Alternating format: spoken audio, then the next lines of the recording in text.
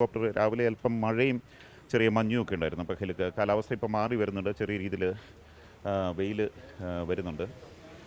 ഇപ്പോൾ ഇതിന് നേതൃത്വം കൊടുക്കുന്ന ഒരു മലയാളി കൂടിയുണ്ട്, ഋഷി. അദ്ദേഹം ലെഫ്റ്റനൻറ്റ് കേണലാണ്, പാങ്ങോട് ആർമി ക്യാമ്പിലാണ്. സാർ, ഇന്ന് ഏത് ഭാഗത്തൊക്കെ ആയിരിക്കും?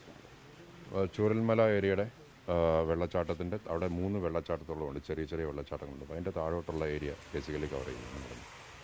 ആൾക്കാരെ ഇറക്കി പരിശോധിക്കുകയാണോ അതോ ഓപ്പറേഷനായിട്ടാണ് ചെയ്യുന്നത്? ഒരു ജോയിൻ്റ് ഓപ്പറേഷനാണിത്. അപ്പോൾ അതിൽ തന്നെ ഹെലികോപ്റ്ററിൽ വെച്ചിട്ട് ആൾക്കാരെ അവിടെ ഇറക്കി ഒരു 12 മെമ്പർ ടീം, ഒരു കോമ്പോസിറ്റ് ഗ്രൂപ്പായിട്ട് നമ്മൾ ഇറക്കുന്നുണ്ട് അവിടെ. അപ്പോൾ അവർ പോയിട്ട് ഈ ഒരു ഏരിയ കവർ ചെയ്യും. ഇവിടെ മനുഷ്യന് എത്താൻ പറ്റാത്ത ഒരു പ്രദേശങ്ങളാണല്ലേ? മാനുവലായിട്ട് അവിടെ ഇറങ്ങാൻ നമുക്ക് നേരിട്ട് ചെല്ലാൻ പറ്റില്ല. ഇല്ല, നേരിട്ട് ചെല്ലാൻ പറ്റില്ല അവിടെ. അതുകൊണ്ടാണ് നമ്മൾ ഈ ഹെലിബോൺ ഓപ്പറേഷൻ നമ്മളിവിടെ പ്ലാൻ ചെയ്യുന്നത്. ഇത് തുടരുന്നുണ്ട്.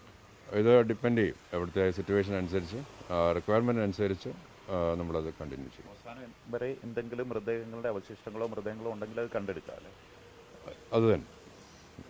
നമ്മുടെ സംസ്ഥാനത്തിൻ്റെ ആരൊക്കെയുണ്ട്?